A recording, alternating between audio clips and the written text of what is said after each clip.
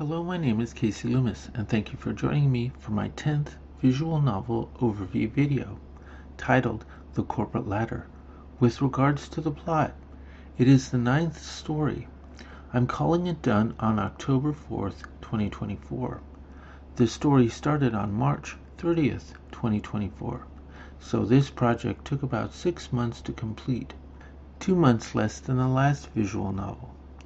This story had a runtime of 39 minutes, 7 minutes less than the last one. By counting the number of digital pages I've done relating to the visual novel, I'm able to get an accurate idea of how many hours have gone into making it. That amount is 148 hours. This means that had I been able to spend 8 hours a day on the project, I could have completed it in a little less than 18.5 days. This visual novel took a little less than 4 hours of work to produce 1 minute. The last visual novel took a little less than 6 hours of work to produce a minute. That means it took 2 hours less work to produce a minute of story compared to the last visual novel. I only made one new pose for the main characters. Penelope got a foreground pose with a neutral expression. I also swapped some existing facial expressions to other poses. For example, I gave Penelope's scold pose a normal expression, but those changes didn't take much time. A central theme of the story is how to earn more money while maintaining your happiness from an employee's perspective. Specifically, it suggests taking on more responsibility. This is illustrated when the team suggests that the employees take on different roles at work, or when they pointed out that bosses are responsible for the action of the employees when the employees are just doing what they're told.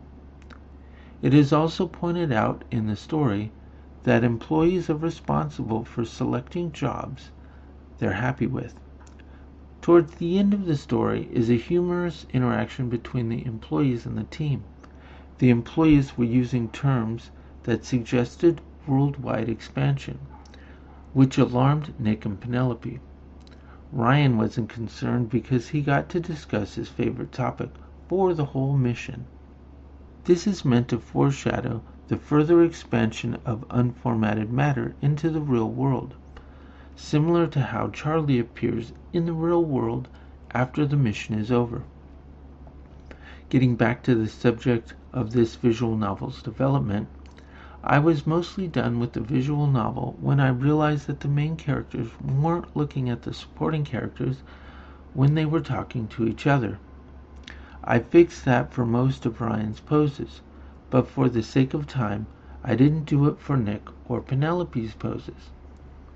I didn't beat myself up over this because I was ready to move into the next art project. I felt it was better to be done than perfect.